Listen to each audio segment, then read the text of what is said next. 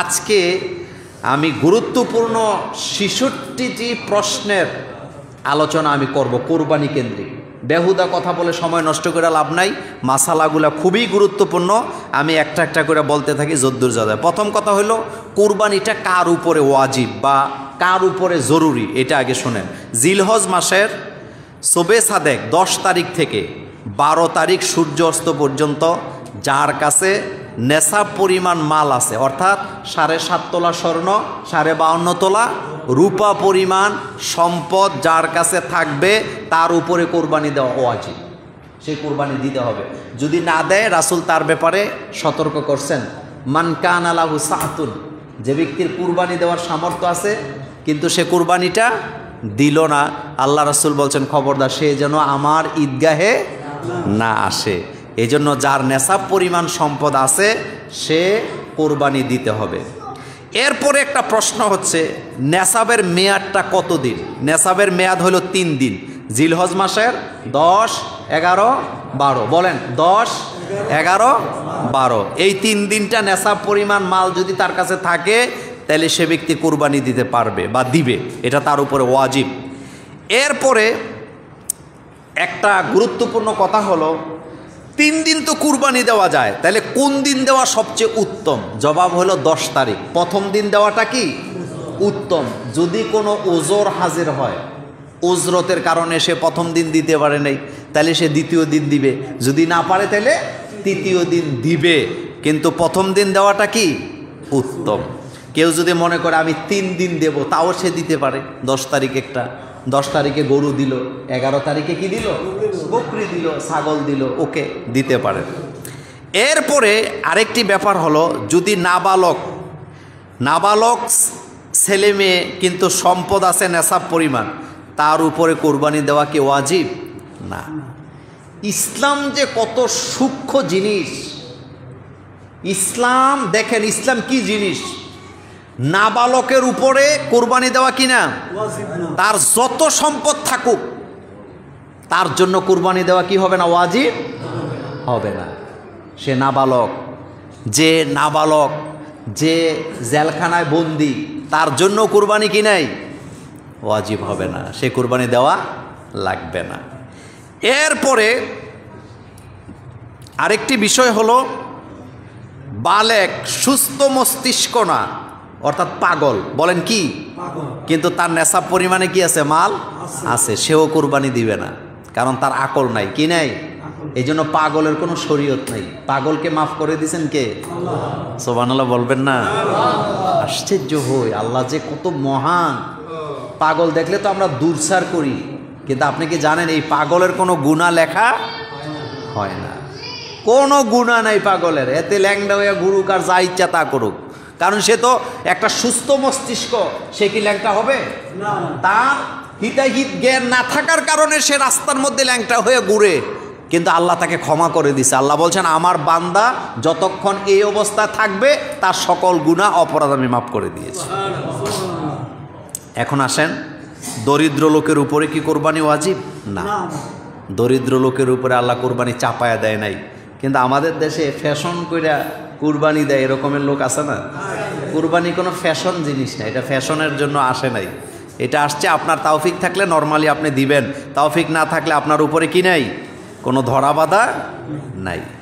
এখন আসেন আরেকটা মজার কথা বলি, ঋণ থাকলে কুরবানি দিবি কি না, ঋণটা আগে বুঝেন। আমাদের দেশে ম্যাক্সিমাম মানুষ ঋণ করে খাসলতের কারণে, অভাবের তাড়নায়, ছেলে মেয়েরে খাওয়াইতে পারে না, সংসার চালাইতে পারে না, এই রকমের ঋণ আমাদের একেবারেই কম। ঋণ কেন করে? হাতে 100 কোটি টাকা দিয়ে একটা ফ্যাক্টরি রাখছে, কথা কি বুঝতেছেন? কয়শো কোটি? এখন ব্যাংক থেকে 100 কোটি ঋণ লইছে। এটা কি ঋণ না ফ্যাশন? একটা মানুষের জীবনে 100 কোটি টাকার কোনো দরকার আছে? আগে বুঝেন, আমি কথাটা সহজ করে দেই। ঋণ থাকলেও কুরবানি দিবেন তিনি যে ব্যক্তির ঋণ আদায় করার কোনো চাপ নাই, কি নাই, চাপ নাই, কিন্তু ভবিষ্যতে তার দেওয়ার তৌফিক আছে। কথা কি বুঝতেছেন? ঋণ আছে কিন্তু দেওয়ারও তৌফিক আছে, কিন্তু ঋণদাতার কোনো কি নাই, চাপ নাই। আমি মোস্তাক ভাইয়ের থেকে 50,000 টাকা নিছি, টাকা নেই নাই, এটা বলি আর কি। এখন উনি আমারে বলছে মোল্লা ভাই আপনি যখন পারেন তখন দিয়েন, তাইলে বোঝা গেল কুরবানির দিনগুলোতে উনি আমার কাছে টাকা চায়নি, আর আমারও দেওয়ার তৌফিক আছে, সুতরাং আমাকে কুরবানি দেওয়া লাগবে কি লাগবে না? এই তো বুঝে গেছেন আপনারা। যেই ঋণের চাপ নাই সেই ঋণদাতা কুরবানি দিবে। আবার এমন ব্যক্তি ঋণ আছে কিন্তু সমস্যা নাই, তার টাকা পয়সা প্রচুর আসে, সে যে কোনো সময় ঋণ কি করতে পারবে, পরিশোধ করতে পারবে, তাহলে সেও কুরবানি দিবে, ওয়াজিব। কিন্তু এমন ব্যক্তি যার ঋণ আছে কিন্তু ঋণ দেওয়ার কিছুই নেই, কথা কি বুঝতেছেন? ঋণ আছে কিন্তু দেওয়ার মতো সম্পদ নাই, ওই ব্যক্তি কুরবানি দিবে না, সে ঋণ আগে পরিশোধ করবে, সে ঋণ আগে পরিশোধ করবে। রাসূল কারীম সাল্লাল্লাহু আলাইহি ওয়াসাল্লাম ঋণদার ব্যক্তির ব্যাপারে এতটা সতর্ক ছিলেন, আল্লাহ রাসূল ঋণগ্রস্ত ব্যক্তির জানাজা পর্যন্ত পড়ে নাই ততক্ষণ, ঋণের দায়িত্ব নেয় নাই যতক্ষণ। এত কঠিন ব্যাপার ছিল এই বিষয়টা। এরপরে আসেন কোন কোন পশু দিয়ে কুরবানি করা যাবে, এটা একটা গুরুত্বপূর্ণ কথা। কোন কোন পশু দিয়ে আপনি কুরবানি দিবেন? গরু, ওট, মহিষ, দুম্বা, ছাগল, ভেড়া। আমার সাথে বলেন, গরু, ওট, মহিষ, দুম্বা, ছাগল, ভেড়া। ঘোড়া দিয়ে কুরবানি দেওয়া যাবে? এটা যেন মনে থাকে। নির্দিষ্ট পশু আছে যেগুলা দিয়ে কোরবানি দেওয়া যায়। আমি আরেকবার বলি, গরু, ওট, মহিষ, ছাগল, ভেড়া, এগুলি দিয়ে কুরবানি দেয়, আর অন্য কোনো পশু দিয়ে কুরবানি করা যাবে না। এখন জানি পশুদের লিঙ্গ ভেদ করতে হবে কি না, অর্থাৎ কি কয় বেড়া বেড়ি আর কি, কি বলেন আপনারা, কি কন না? খাসি আর একটা জিনিস, অর্থাৎ পশুটা হোক পুরুষ হোক কি মহিলা বা মেদি, দুইটা দিয়েই কি কুরবানি করা জায়েজ আছে। আমাদের দেশে অনেকে বুঝে না, কিছু কিছু ফতুয়া নাকি কে দিছে যে ছাগল রে খাসি করা এটা নাকি জায়েজ নাই, এটা অনেকেই বলছেন, তবে এটা ভুল। এ ব্যাপারে তার কি নাই, গবেষণা ভালো হয় নাই, গবেষণাটা ভালো হয় নাই। রাসূল সাল্লাল্লাহু আলাইহি ওয়াসাল্লামের যুগেও খাসি করানো হইতো, বরং খাসি করানোটাই উত্তম। কথা আগে শুনেন, ছাগলকে খাসি করানোটাই কি উত্তম। কেন উত্তম? পাঠার গায়ে গন্ধ কম না বেশি? আপনাকে যদি পাঠা যেই ঘরে বাস করে, আপনারে যদি ওখানে 10 মিনিট রাখি, আপনি টের পাইবেন। আপনি কসকু সাবান দিয়া গোসল করলেও গন্ধ যাবে না। তাইলে এই ক্ষেত্রে খাসি করানোটাই কি উত্তম, আপনি এটাই করবেন। এবং খাসির গোস্ত মজা কম না বেশি? এটা তো গোস্তের মজার জন্য আপনি খাসি করতেছেন।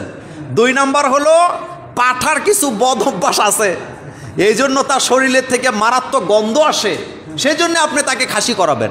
খাসি করানোর মধ্যে দোষের কিছু নাই, তবে হ্যাঁ একটা কাজ করা যাবে না, সেটা হলো এটার যে অন্ডকোষ আছে এটা পাথর দিয়ে ছেঁচা যাবে না, এটা বের করে ফেলে দিবেন। কথাকে বুঝাইতে পারছি? কিন্তু অনেকে আবার কি করে, এটা পাথর দিয়ে ছেঁচে, এটা না, এটা দিয়ে তার দ্বারা তাকে কষ্ট দেওয়া হয়।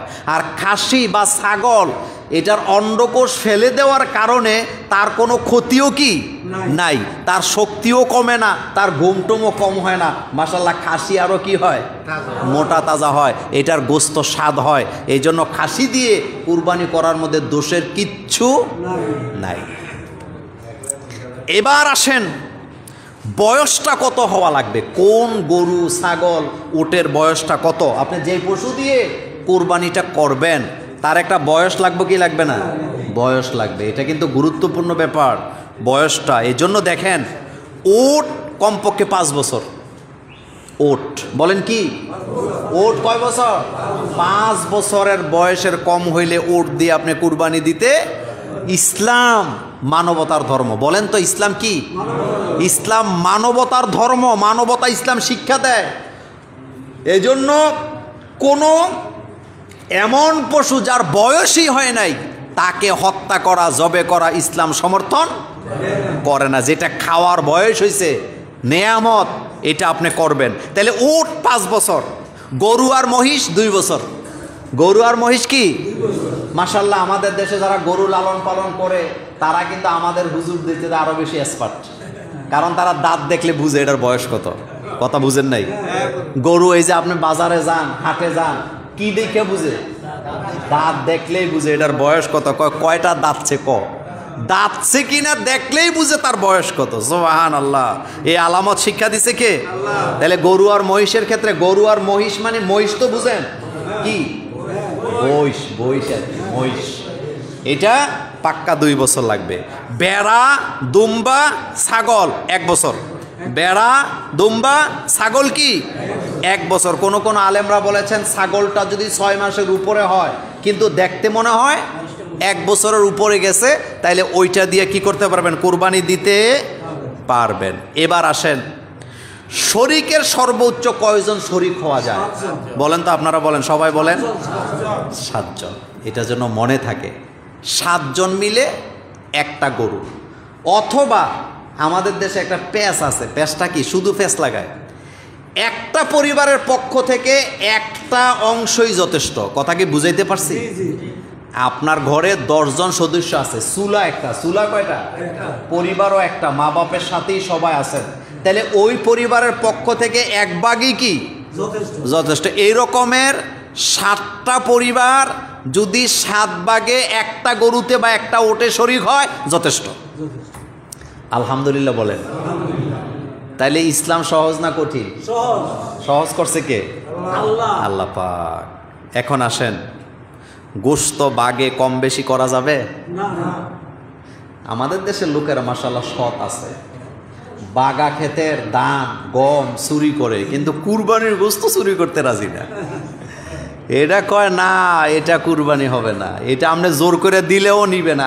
আমি দেখছি একটা হাড্ডি, ওই যে খুরা আছে না, খুরা তো 4 জনে কুরবানি দিছে, 4টা খুরা 4 জনে একটা করে পায়। তো আরেকজন বলতেছে, ভাই এটা তুমি না না, আমি এত কষ্ট করে কুরবানি দিছি, আমি একটা খুরার জন্য আমি কুরবানি হারামনি। কিন্তু এই লোকটাই আবার বাগা ধান খেতে 2 মণ সরায় এলায়। জীবনেও দেখছেন না আপনারা? আমার মা বলতো, বাগা ক্ষেতের ধান চুরি করলে নিজের থেকে যায় অর্ধেক, যায় না? কথা বুঝেন নাই? আপনি বাগা জমি করছেন, বাগাই তো কোন আপনারা বড়গাঁও কয় কোন এলাকা, তো আপনি ধান চুরি করলেন 20 কেজি, কয় কেজি? তা আপনার নিজের থেকে গেছে কয় কেজি? তাহলে বাগা খেতে চুরি করতে হলে যা করবেন তার অর্ধেক আপনি পাবেন, বাকি অর্ধেক আপনার নিজের থেকে যাবে। কথাটা বোঝানোর জন্য বললাম। সুতরাং কোনো জায়গায় কম বেশি করা যাবে না, এজন্য গোশত কম বেশি করা যাবে না, তাইলে কোরবানি কি সহি হবে না। এখন আসেন, কুরবানির পশুতে আকিকা দেওয়া যাবে কিনা, এটা একটা আমাদের দেশে জটিল প্রশ্ন, জটিল একটা, শুনেন, জটিল প্রশ্ন, জটিল রূপ। এটা আমরা ছাড়তে চাই না। কোরবানির সাথে আকিকা দিলে কোরবানি হবে না এটা আমি বলি নাই, কথা আগে শুনেন। কোরবানির সাথে আকিকা রাসূল সাল্লাল্লাহু আলাইহি ওয়াসাল্লাম নিজে দেয় নাই, সাহাবায়ে কেরাম দেয় নাই, তাবে তাবিরাও দেয় না, এটা আমরা মিশাইছি। কি বললাম মিশাইছে? বলছে যে যেহেতু নুসুক বলা হয়েছে, 2টার ক্ষেত্রেই পশুকে কি করা? জবাই করা, তাইলে হয়ে যাবে। হবে কি না হবে সেই ফতোয়া আমার নাই, কিন্তু আমার বক্তব্য হলো আকিকার কুরবানি 2টা আলাদা হিসাব। আকিকাটা হলো বাচ্চার জন্মের সাথে সম্পর্ক, আর কোরবানিটা হলো নির্দিষ্ট ডেট, নির্দিষ্ট সময় আর মালের সাথে সম্পর্ক। কথা বুঝাইতে পারি নাই? কোরবানিটা নির্দিষ্ট ডেট আছে না নাই, নির্দিষ্ট সময়ে নির্দিষ্ট মালের সাথে সম্পর্ক। কোরবানি সারা বছর যে কোনো সময় গরু জবে করলে কোরবানি হবে না, কিন্তু আকিকাটা কিসের সাথে সম্পর্ক? বাচ্চা জন্মের সাথে। কথা বুঝেন, বাচ্চা জন্মের সাথে।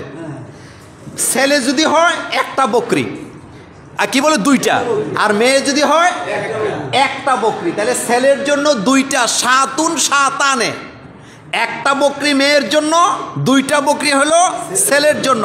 বাচ্চা যখন জন্মগ্রহণ করে রাসূল সাল্লাল্লাহু আলাইহি ওয়াসাল্লাম বলেছেন 7 দিনের ভিতরে আকিকা দাও, বাচ্চার বালা মুসিবত দূর হবে। আর আমার দেশে ছেলে জন্ম হয়েছে আকিকা দেয় না, ছেলের বিয়া আর আকিকা এক লগে। করে কি করে না? জমাইতে জমাইতে কুরবানি, খালি কুরবানি। তো কুরবানির সাথে এত জরুরি কেন? এত জরুরি কেন? তবে দিলে হয়ে যাবে, অনেক আলেমরা বলছেন। তবে আমি ব্যক্তিগতভাবে আমার যে গবেষণা, কুরবানির সাথে আকিকা আমি সমর্থন করি না। এটা আপনাদের ব্যাপার, আমি সমর্থন করি না, কারণ আমার গবেষণা এটা আসে না। কারণ কুরবানি এক হুকুম, আকিকা আরেক হুকুম। আল্লাহ আমাদেরকে বুঝার তৌফিক দান করুক, আমরা বলি আমিন। এখন আসেন আরেকটা গুরুত্বপূর্ণ কথা, সেটা হলো শরিকদারদের মধ্যে, এটা গত জুমাতে আলোচনা করছি, কারো টাকা যদি হারাম হয় তাইলে আপনার কুরবানি কি হবে না? বাতিল হবে না। এটা গত জুমায় বলে দিছি। আজকে আরেকটা বিষয়, কোন ধরনের পশু নির্বাচন করা উত্তম, মানে কোনটা দিয়ে কুরবানি দিবেন। কোরআনে আল্লাহ পাক বলছেন তাসুরুন নাজিরিন, যেই পশু দেখলে তোমার চক্ষু শীতল হয়ে যায়, তোমার নজরে যেটা লাগে, তোমার কাছে যেটা ভালো লাগে, ওইটাই তুমি কুরবানির জন্য সিলেক্ট করো। আপনি বাজারে গেছেন, কয়েকশো গরু, এই যে আমাদের ময়নামতিতে বাজার আছে না, তো সব গরু কি আপনার পছন্দ হবে নাকি? পছন্দ হবে না। এই জন্য যেটা আপনার নজরে লাগে আর বাজেটে কুলায়, যেটা নজরে লাগে বাজেটে কুলায়, সেটাই আপনি কিনবেন। হৃষ্টপুষ্ট তাজা পশু, কারণ এই পশুর পিঠে চড়ে আপনি ফুলছেরাত পার হয়ে চলে যাবেন ইনশাআল্লাহ। এই জন্য এটা যেন শক্তিশালী হয়। মোটা তাজা জরুরি না, জরুরি হলো কি? শক্তি থাকা, শক্তি থাকতে হবে। কি থাকতে হবে? শক্তি। আমরা অনেক সময় ছোটবেলা দেখছি মোটা ফলায় আর চিকন ফলায় ঝগড়া লাগছে, মায়ের কোনটায় বেশি খায়? সবই তো জানেন না।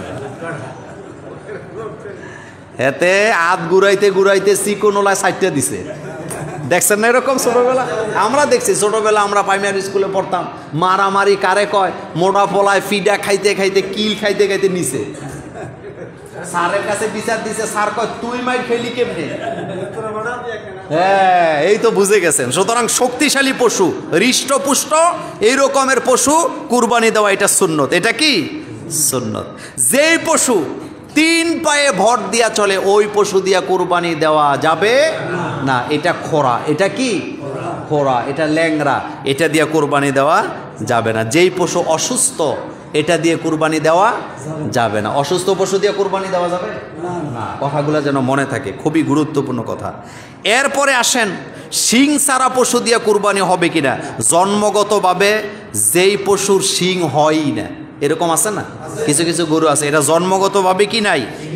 শিং নাই। এরপরে পরবর্তীতে ভেঙে গেছে, এমন হইলে মস্তিষ্কের যদি তার কোনো আঘাত খেয়ে থাকে, ওইটা দিয়ে কুরবানি হবে না। তবে শিংটা যদি অর্ধেক পরিমাণে থাকে, তাইলে কুরবানি করা কি আছে? জায়েজ আছে। এখন আসেন লেজ কাটা, কান কাটা পশু দিয়ে কুরবানি হবে কিনা। যদি পশুর লেজ কান অর্ধেক বা তার চাইতে বেশি কাটা থাকে, তাহলে সেটা দিয়ে কুরবানি দেওয়া যাবে না।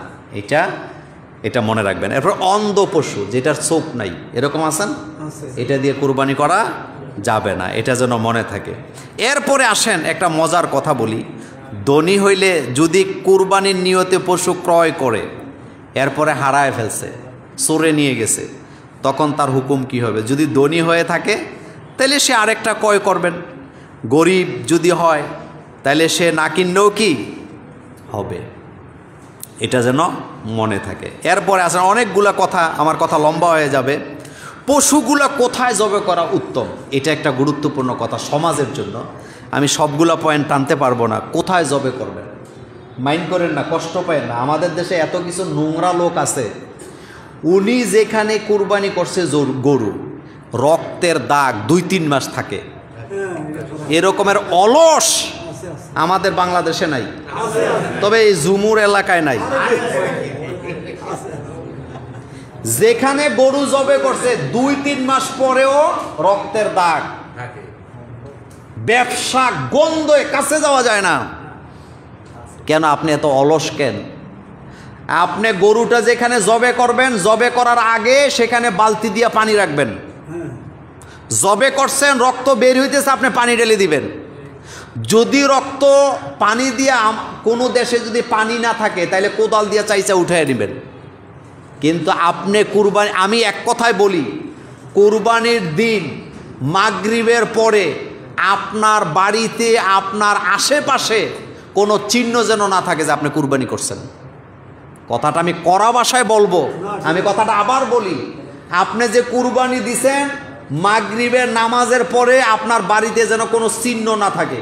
কিছু কিছু ফেত্তিনি মার্কা মানুষ আছে, গরু জবে করছে বড় বড় শিংওয়ালা, এই শিং আর মাথা দরজার মধ্যে লটকায় রাখে, গাছের আগায় লটকায় রাখে।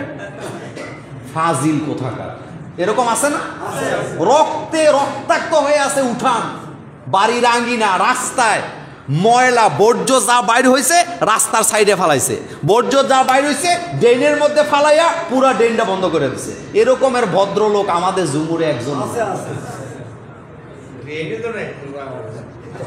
এই জন্য আপনাদের প্রতি অনুরোধ থাকবে আমার, আপনি গরুর পেট থেকে যে বর্জ্য বাইর হয় এটা কিন্তু ভালো মানের সার হয়।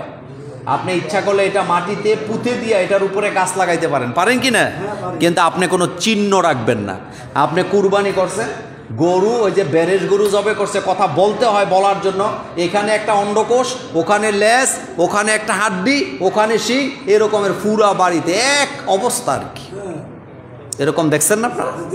আল্লাহর হস্তে সতর্ক হন, আল্লাহর হস্তে সতর্ক হন, এমনটা যেন নিজেদের মধ্যে কি না হয়। আপনি এমন একটা জায়গা বাছাই করবেন যেখানে জবে করতেছেন জায়গাটা যেন পরিষ্কার হয়। এরপরে আপনি পরিচ্ছন্নতার ব্যাপারে আগে সিদ্ধান্ত নিয়ে বালতি দিয়ে পানি রাখবেন। জবে করছেন, রক্ত বের হয়েছে, আপনি পানি ঢেলে দিবেন। পানি জ্বালছেন, এক বালতি যায় না, আরেক বালতি। আমরা বাংলাদেশের পরিবেশে পানির কোনো আলহামদুলিল্লাহ অভাব, আমরা তো মরুভূমির মানুষ না। আল্লাহ আমাদের পানির কত যে পানি আমাদের অপচয় হয়, আহা! যেই দেশে পানি নেই ওই দেশের মহিলারা জানে। আপনি কি জানেন যেই দেশে পানি নেই, যেই পানিটা দিয়ে চাউল দৌত করে ওই পানিটা দিয়ে তরকারি রান্না করে, আর আপনি তো আরামে আছেন, আপনি 190 গ্যালন পানি আপনি একদিনে খরচ করে ফেলেন। যাই করেন পরিবেশটা সুন্দর রাখার জন্য জবে করার পরে পানি ঢেলে দিবেন পরিষ্কার, এবং প্রত্যেকটা ময়লা নির্দিষ্ট জায়গায় ফেলবেন। আপনি যেগুলাতে, যেমন আমরা সিটি কর্পোরেশনে যারা আছে, আপনি একটা বস্তার মধ্যে ময়লাটা রেখে দিলেন, এরপরে ওরা এসে উঠে নিয়ে যাবে, কিন্তু আপনি এখানে কদ্দুর, ওখানে কদ্দুর, ওখানে কদ্দুর, আপনার ইচ্ছা মতো যেদিকে পারছেন আপনি ডিল মারছেন, এটা কি উচিত?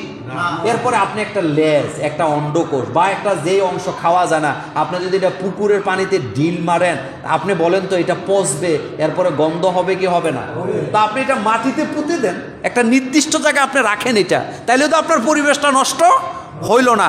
অন্যের কথা বলে লাভ নেই। আমরা যারা ঝুমুরে আছি, আমাকে ঈদের দিন পাবেন না, কিন্তু বলে দিয়ে যে আজকে আমাদের পরিবেশ আমরাই কি করব?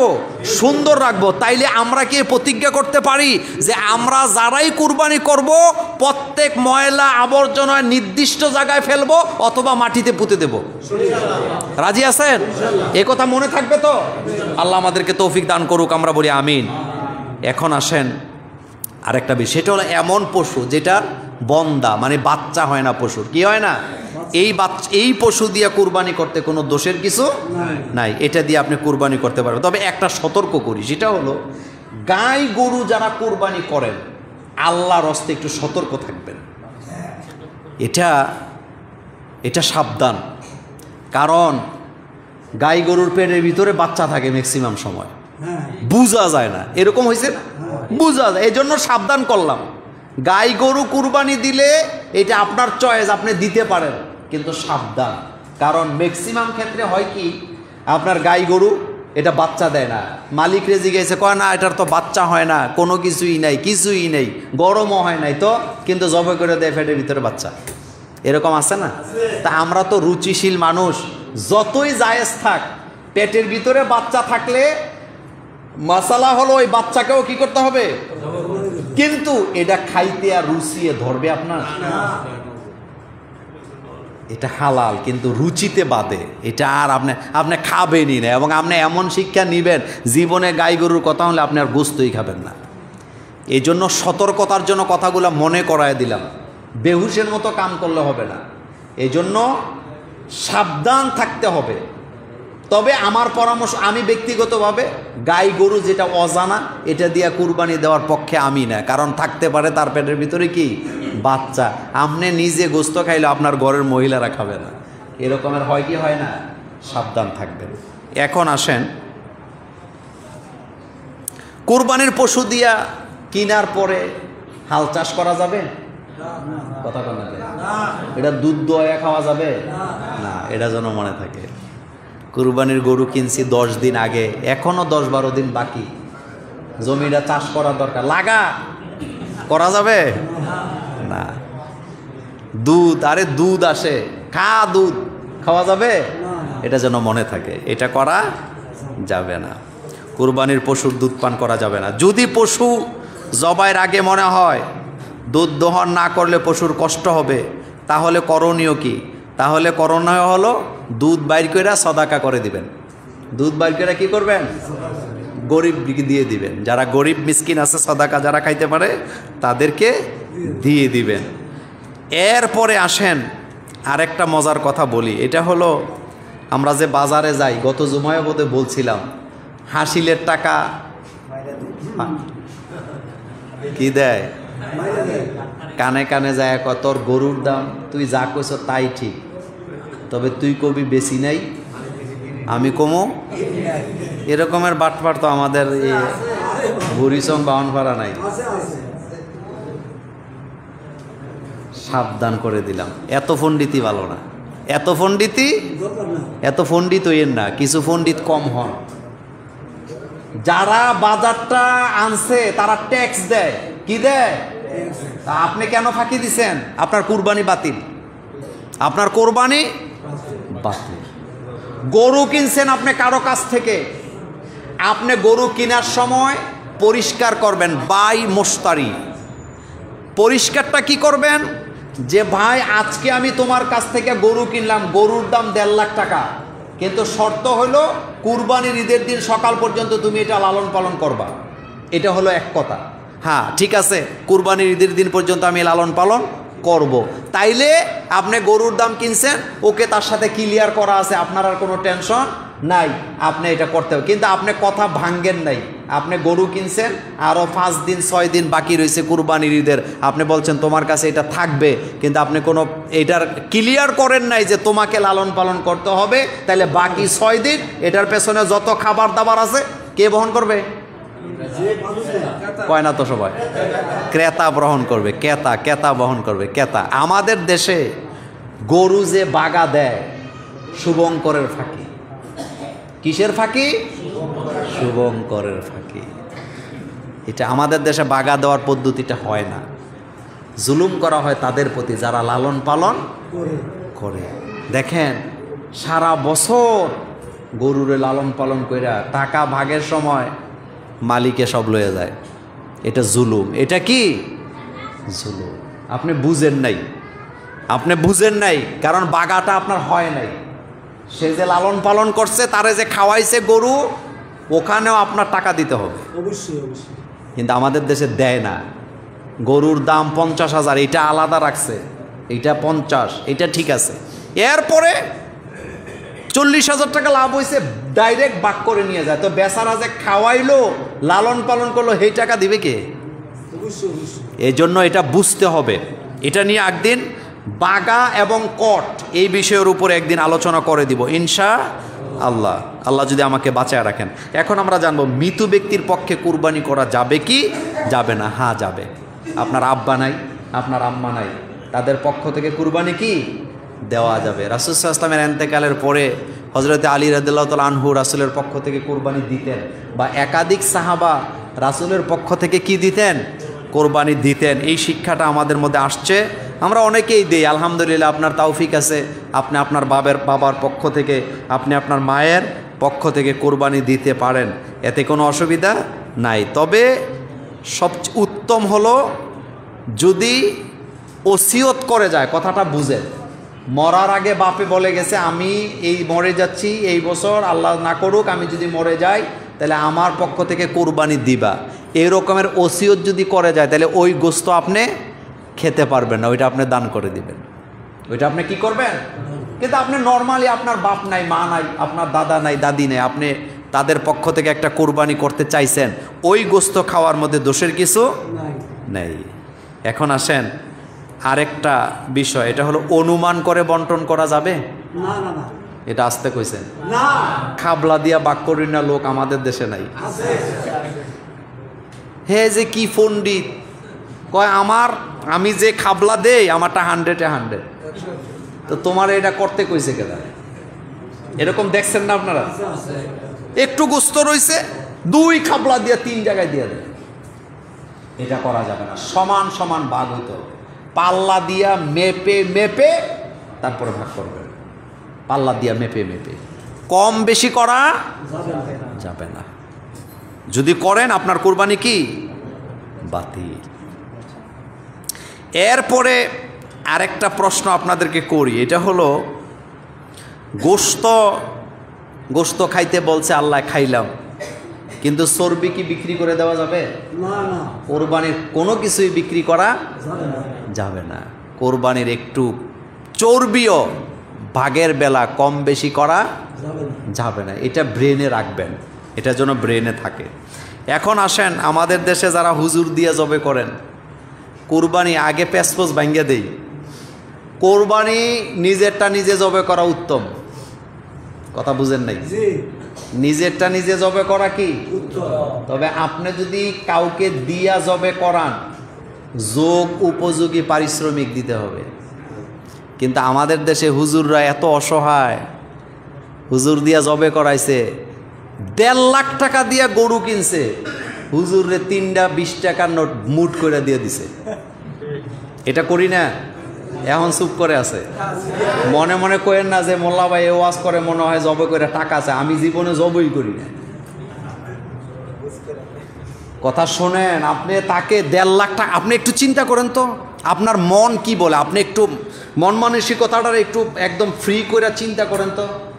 1.5 লক্ষ টাকা দিয়ে গরু কিনছেন কুরবানি দেওয়ার জন্য, যিনি আপনাকে উত্তম রূপে আল্লাহর নাম নিয়ে সহি শুদ্ধভাবে জবে করে দিচ্ছে, তারে 3টা 20 টাকার নোট, তাও মুট করে দিছে এমনভাবে মনে হয় যেন মিলাদের হাদিয়া দিতেছে। এটা মিলাদের হাদিয়া নয়, এটা পারিশ্রমিক। আর যদি আপনার কষ্ট হয় 60 টাকা যে দিছেন, তাও তো কলজে ছিঁড়া যায়। আপনি নিজেরটা নিজে জবে করবেন, আপনি নিজেরটা নিজে। তবে আমাকে যদি বলেন যে মোল্লা ভাই সেটা কত হবে, যোগ উপযোগী পারিশ্রমিক দিবেন আপনি। যোগ উপযোগী, কথার কথা, 5 জনে একটা গরুতে 5 জন শরিক হয়েছেন, তো 500 টাকা দিলে এক একজনের কাছ থেকে যাবে কত? কলজা ছিঁড়া যায়। এটা যেন না হয়। মন মানসিকতা বদলান।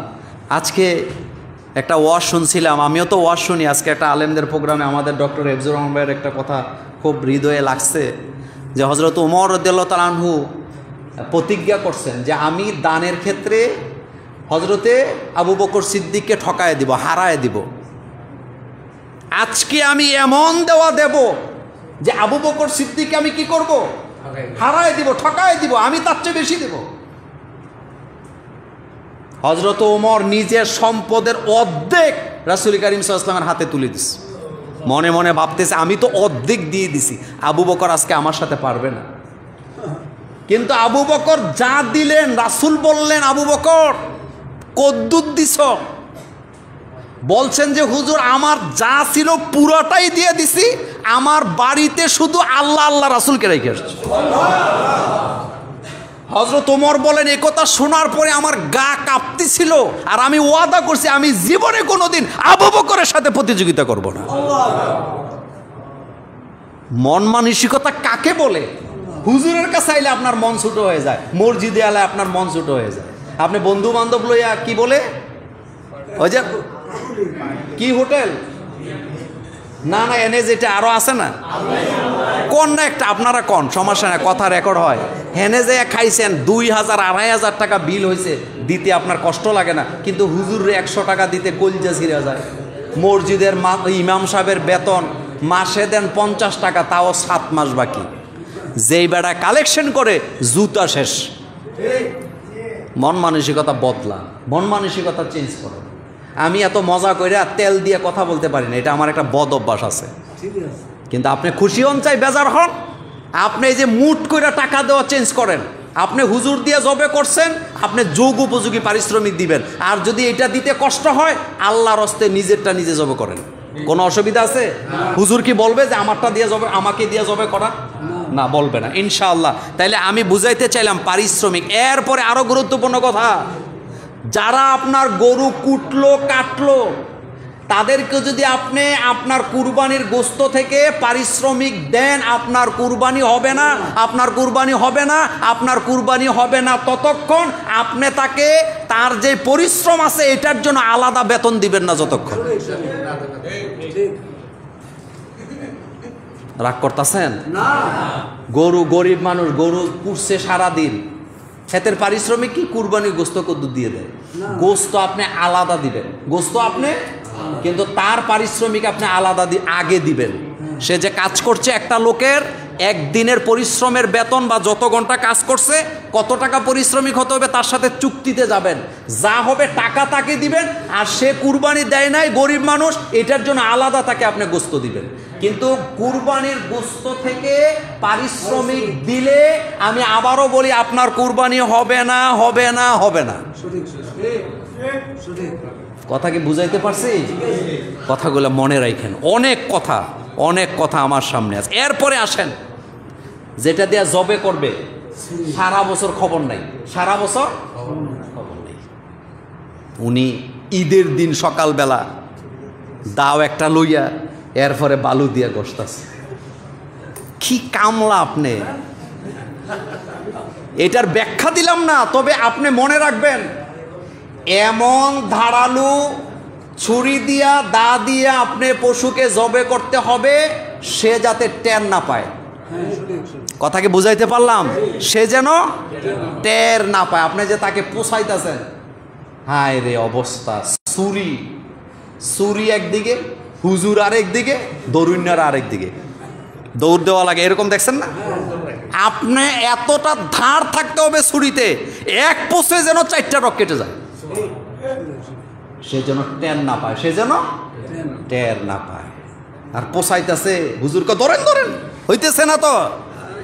এরপরে যখন সে তো বাঁচার জন্য চেষ্টা করে, যখন নাড়া দেয় হুজুর একদিকে, মাথা ছাইড়া দিয়ে আরে হেতে আরেক দিকে, হেতে আরেক দিকে। বুদ্ধিশুদ্ধি নাই। আমাদের দেশে যারা গরু টরু ধরে বুদ্ধিশুদ্ধি কম। রাগ করেন না, এটা ধরার একটা কৌশল আছে। আপনি সারাদিন গরুর সাথে পারাপারি করলে আপনি একেবারে এনে জোর খাড়াই দিয়ে, আর কিছু কিছু পোলাবেন আছে আইয়া এক বাপ সাপ কিতা শিঙের মধ্যে ধরে শোয়ালায়, আপনার শোয়ানি হয় না। আপনি তাকে দড়ি দিয়ে আগে বাঁধবেন। দড়ি দিয়ে কি? দড়ি দিয়ে কীভাবে বাঁধবেন ইউটিউবে একটু দেখবেন, এটা খুব সুন্দর পদ্ধতি সেখানে দেওয়া আছে। আপনি রশিটা 3 অংশে পেঁচাইবেন, সামনের অংশ, মাঝখানের অংশ, পাছার অংশ পেঁচাইয়া একটা মাথায় ধরে টান দেওয়ার পশুটা শুয়ে যাবে। আর আপনি তার সাথে ওই যে আগের দিনে কি হাডুডু খেলতো না, আমি এমন দেখছি গরুর পশু মানে কুরবানির পশুর সাথে জনগণ হাডুডু খেলতেছে ঈদের দিনে। এটা হবে না। এই জন্য দেখবেন কসাইরা, আপনি ইউটিউবে এখন দেখবেন, আপনি কসাইরা দেখবেন একাই গরু একা শয়ালা একজনে একটা। এরপরে আরেকটা কথা বলি, এটা হলো যারা কুটবেন কাটবেন একটু শিখে নিয়েন। আপনি কুরবানির গোস্ত কুটতে যায় থেতলাইয়া কোবাইয়া, ওই যে কাঠের উপরে লইয়া কোবাইছে ওই কাঠ আর গরুর গোস্ত এক লগে পাওয়া যায় রান্না করার পরে। যে এটা মুগুর বলে, আপনারা কি বলেন? অনেক কথা আমি শেষ করতে পারবো না, 4 মিনিট নেব। এই মুগুরের উপরে লইয়া কোবাইতে কোবাইতে অর্ধেক মুগুর গোস্ত লইয়া, এরকম দেখছেন? গরুর পশম অর্ধেক গোস্তের সাথে। শিখেন, এত কিছু শিখলেন, এই জিনিসটা শিখেন। যদি নিজে না পারেন, যারা জানে তাদের থেকে কি একটু জাইনা নেবেন। কিন্তু যত্ন, এটা আমাদের একটা ইবাদত। একদিকে আনন্দ, আরেকদিকে কি ইবাদত। এটা খাইম খেয়ালির জিনিস না। কথাগুলি যদিও হাসতেছেন, এগুলা খাইম খেয়ালির জিনিস না, এটা ইবাদত। এটা আমাদের ইবাদত, এটার সাথে জড়ায় আছে আল্লাহ নৈকট্য লাভ করা। সুতরাং এটা নিয়ে খাইম খেয়ালি করে না। এরপরে আরেকটা খাইম খেয়ালি, রু না যাইতেই সোলানের জন্য ফাঁকা। কোন সময় খাইব? রু যাওয়ার আগে, নিস্তেজ হওয়ার আগে পশুতে হাত দিতে নিষেধ করেছেন মুহাম্মাদুর রাসূলুল্লাহ। সে যখন নিস্তেজ হয়ে যায়, সে যখন আর নড়াচড়া করে না, তখন আপনি তাকে কাটবেন। আবার খাল কাটতে যাইয়া এদিকে ফুস দিয়ে একটু, এদিকে একটু, এটা গরিবের হক। এটা কার হক? এটা নষ্ট করেন না আল্লাহর হস্তে। আমার কলিজার ভাইয়েরা, এরপরে আরও অনেক কথাই তো ছিল, আমি আর সামনের দিকে গেলাম না। ইনশাআল্লাহ আল্লাহ রব্বুল আলামিন যারা কুরবানি দেওয়ার জন্য নিয়ত করছেন, আল্লাহ আপনাদের সকলের কুরবানিকে কবুল করুক। আল্লাহ আমাদের সকলকে কবুল করুক। সর্বশেষ একটা কথা বলি, সেটা হলো যারা শরিকানায় কুরবানি দেন, আল্লাহর অস্তে গরু কিনার পরে আজে বাজে মন্তব্য করবেন না। আর আপনার যদি বিশ্বাস কারোরে না হয়, আপনি একা কুরবানি দেন। আর যদি কারোরে দায়িত্ব দেন, আপনি আমার সাথে কুরবানি দিয়ে আমারে বলছেন যে আপনি বরাসার বাজার বা আপনি ময়নামতি বাজার থেকে কুরবানি গরু কিনবেন, আমি কিনার পরে আপনি যখন মন্তব্য করবেন যে কি গরু কিনছ, তখন এই মন্তব্য 1 কোটি টাকা দিয়ে আপনি আমার কষ্টটা সরাইতে পারবেন না। গরুর বাজারে যায় গরু কিনা সহজ না কঠিন? যাইয়া দেখেন। তা আপনি মন্তব্য করেন কেন? এ কথাটা কঠোর ভাষায় আজকের কথাগুলো বলছি এই কারণে, সাবধান হন, মুখে লাগাম দেন। 7 জন শরিক, 2 জনে এত কষ্ট করলো গরুর বাজারে যাইয়া, কাদা খাইলো, গোবরের খাইলো, সিডানি খাইলো, কাপড় চোপড় নষ্ট করলো, জুতা নষ্ট করলো, এত কষ্ট করে গরু কিনে আবার এটারে বাড়িতে নিয়ে আইছে, ওইটা কি কিনছো বলে না? এত পণ্ডিত হইলে আপনি আরেকজনকে দায়িত্ব দিছেন কেন? এরপরে ছবি একটা উঠাইয়া বাসায় নিছে, কয় এই গরু আমরা কিনছে, মহিলারা এডিনি গরু, এটাতে আড্ডি দেখা যায়। কথাগুলা সত্য না মিথ্যা? সাবধান হন, এটা কুরবানির পশু, এটা নিয়ে আজে বাজে মন্তব্য করা এবং যাদের সাথে বাগ দিছেন তাদেরকে বিশ্বাস করলে 100-এ 100 করবেন। কিনছে কষ্ট করে, আপনি বলবেন মাশাআল্লাহ আলহামদুলিল্লাহ, যা কিনছো আল্লাহর দরবারে কবুল। আমরা এতে কোনো কি নাই, সন্দেহ নাই। আল্লাহ আমাদেরকে বুঝার তৌফিক দান করুক, আমরা বলি আমিন। আসসালামু আলাইকুম ওয়া রাহমাতুল্লাহি ওয়া বারাকাতুহু।